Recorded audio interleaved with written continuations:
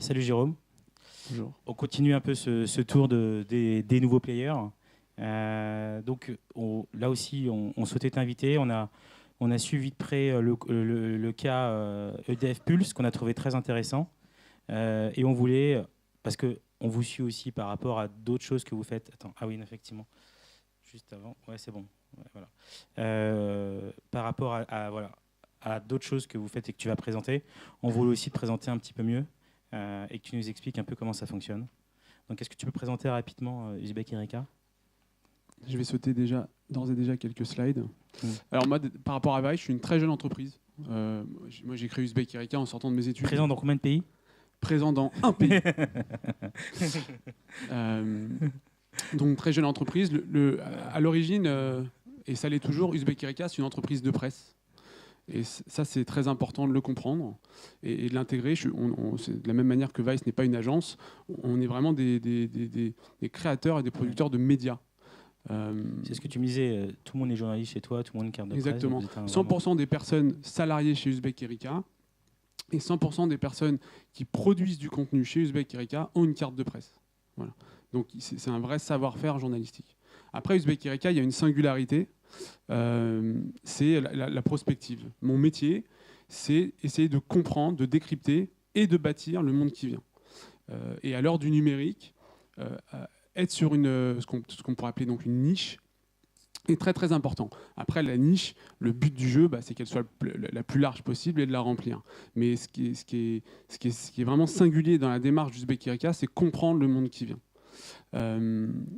Donc à l'origine, Uzbek Erika, c'est ce que les gens appelaient un MOOC. Donc c'est un mot horrible pour dire revue. Et c'était une innovation de presse entre le magazine et le livre, donc magazine book, MOOC. Voilà, j'en ai pas mis. Et puis très vite, ça s'est développé. Aujourd'hui, Uzbek Erika, donc il y a une dimension presse, une dimension édition, une dimension numérique, événements et télé. Tout ça, tout ce qu'on fait, ça nous sert au final de laboratoire. On se laisse beaucoup de liberté pour créer nos contenus. On n'est pas du tout attentif aux chiffres, au nombre de vues, etc. On n'a strictement rien à faire du nombre de vues qu'on fait. Parce qu'on est sur des sujets émergents, on essaye de tester des intervenants, des idées, des outils. Par contre, ce côté laboratoire, après on le déploie avec nos marques partenaires. En fait, historiquement, un média, il a disons un magazine, il a deux métiers. Le premier métier, c'est de faire un super produit de presse, et de le vendre. Et la deuxième, c'est de faire venir des pages de pub. Le marché publicitaire n'étant pas excellent, surtout vis-à-vis de titres comme Uzbek Erika ou d'autres de la même génération ou du même calibre, et au final, on ne fait pas venir les marques chez nous, mais c'est nous qui allons chez les marques. On va chez les marques avec ce savoir-faire de produire du contenu sur le monde de demain et de comprendre ce monde de demain. Donc là, alors, à titre d'exemple, voilà. Donc on fait ce magazine chaque trimestre, donc ça c'est vraiment ce que les gens connaissent. Donc des grands dossiers, des interviews, vraiment c'est un magazine assez traditionnel, mais avec cette singularité qui est la prospective. On a notre collection de bouquins, donc on est aussi sur l'édition, Le Monde expliqué aux vieux, avec 10-18, où on essaye de réconcilier les générations, de redonner un langage commun entre les jeunes et les moins jeunes, et de raccrocher à la modernité ceux qui se sentent un peu largués. Donc on a Lady Gaga pour expliquer aux vieux, le vintage, les jeux vidéo, Facebook, etc. On a une application qui s'appelle Futur, où en fait on s'est rendu compte que nous on voyait passer énormément de sujets, qu'on avait un travail de veille qui était énorme et qu'on n'en faisait profiter personne. Donc on a lancé cette application qui s'appelle Futur, où chaque jour on présente 3-4 idées sur le monde de demain, et on propose aux internautes de voter pour le futur qui juge le plus excitant ou le plus déprimant. Et les futurs les plus excitants, on les développe après en long sur nos différentes plateformes. Et il y a un hashtag qui s'appelle Futurite, où on propose aux gens de nous aider à trouver les perles sur le monde de demain. On a évidemment notre magazine numérique à feuilleter, notre blog. On a aussi sur la partie événement, là, c'est assez original. Ouais, on a essayé de dépoussiérer un petit peu ce qui était une conférence. Et donc là, on est sur une conférence spectacle. Chaque trimestre, on est à la Gaîté Lyrique et on organise le tribunal pour les générations futures. Donc on remarque bien qu'à chaque fois, ce qui unifie toutes ces démarches, c'est le futur. On reprend la scénographie d'un procès avec un président de séance, des accusés, des accusateurs, des témoins, un jury populaire tiré au sort dans la salle avec un dessinateur qui vient croquer en live les débats, et ça nous permet de rendre vivant des choses qui sont figées sur papier. Et on a aussi, en collaboration donc avec Arte sur l'émission Futur Mag, qui a été lancée en janvier. On en est à peu près au 10e épisode.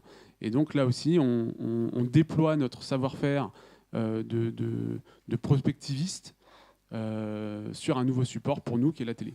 Comment l'idée est venue en fait sur un contenu de ce type? Parce que du coup, c'est financé par Arte. Alors, la chaîne était demandeuse. D'accord. Elle a lancé une énorme compétition où il y a une quarantaine de projets qui ont été proposés. Okay. Il y a eu une finale avec 2 pilotes de réaliser, donc, dont le nôtre. D'accord. Et donc, on a gagné cette compétition. Mais ce qui est intéressant, c'est de voir que cette chaîne est demandeuse. Et vous allez voir, quand on va passer sur les médias qu'on crée et qu'on anime pour les marques, c'est ces marques-là aussi qui sont demandeuses. Donc nous, parfois, on va à la rencontre de certains partenaires et leur proposer aussi des démarches liées à ce monde qui vient, mais c'est souvent une marque qui est demandeuse. Donc là, effectivement, on a réussi avec Effervescence, qui est une boîte de prod, la Net Squad, qui est une boîte qui s'occupe du second écran, à monter un dispositif qui a séduit la chaîne. Et ce qui est intéressant de voir, c'est que cette dimension prospective, qui était un peu ringarde il y a une vingtaine d'années, est en train de revenir vraiment au goût du jour, peut-être à mesure de l'angoisse qui monte avec les différentes crises et révolutions et basculements qui sont en cours. Donc là, on passe à la plateforme de marque qui nous a vraiment intéressés. C'est ce que vous avez fait pour EDF avec la plateforme EDF Pulse, qu'on voit du coup en achat média sur pas mal de plateformes.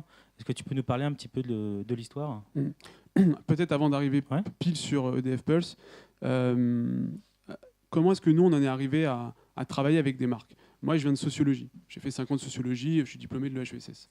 Puis j'ai été voir mon banquier pour avoir des financements pour lancer mon magazine. Et puis il m'a dit, c'est sympa, mais tu comprends rien à ce que c'est qu'une entreprise, donc va te former. Donc j'ai été me former, j'ai fait un master d'entrepreneuriat. Bon.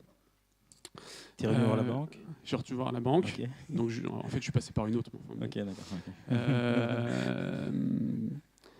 Et donc j'ai créé le magazine Uzbek Erika, et puis on voyait que ça marchait, c'était pas mal.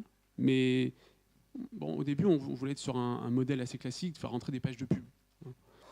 Et en fait, les marques n'étaient pas forcément attirées par ça. Mais certaines venaient nous voir, vachement bien ce que vous faites sur le futur, aidez-nous à comprendre le nôtre.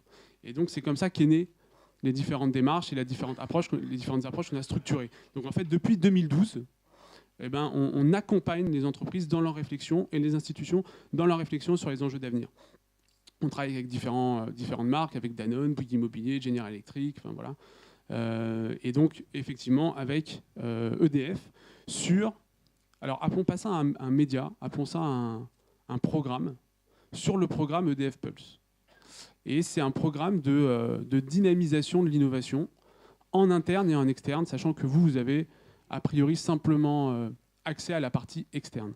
Et effectivement, c'est une démarche assez colossale. Portée par le groupe, c'est vraiment... Portée par le groupe, tout à fait. Et le but du jeu, c'est de redonner goût à l'innovation à tout un tas de personnes qui sont un petit peu éloignées de ça.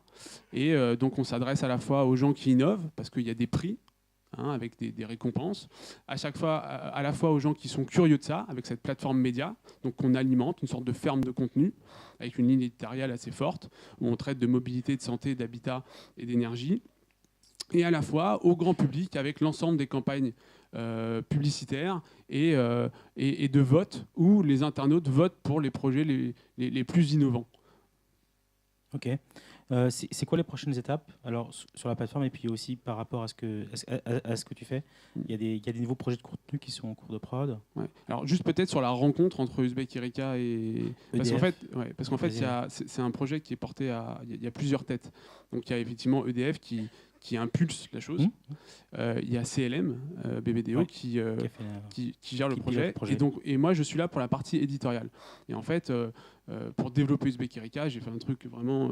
la partie commerciale, c'est pas mon truc, mais on a fait un truc tout bête, c'est qu'on a envoyé des colis avec plein de magazines Uzbek Erika et des bouquins, et à plein de grands patrons d'IRCOM. Voilà, je m'appelle Jérôme, je veux vous rencontrer. Et donc, Catherine Gros, donc, qui est la DIRCOM de EDF, a reçu un colis et m'a reçu dans son bureau. Et faut quand même un peu de courage et un peu d'audace pour accepter de travailler avec un magazine qui s'appelle Uzbek Erika. C'est un nom qui est bizarre, on ne comprend pas, c'est jeune. Et en fait, il y a une relation, il y a un côté louche. Et en fait, il y a une relation qui s'est créée entre les trois entités. Et c'est comme ça qu'effectivement, après de mai, là, la campagne de vote a été lancée le 2 avril. Donc les internautes sont en train de voter pour la partie innovation. Mais en fait, il y a 3 catégories. Il y a la catégorie mode de vie, donc on est sur les usages.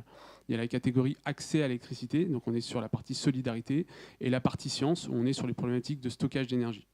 Et en fait, les internautes ne votent que sur la partie mode de vie. Donc là, les votes sont ouverts. Donc on peut voter pour des projets type Wondercraft. Wondercraft, c'est un exosquelette, donc pour essayer de permettre aux gens de remarcher.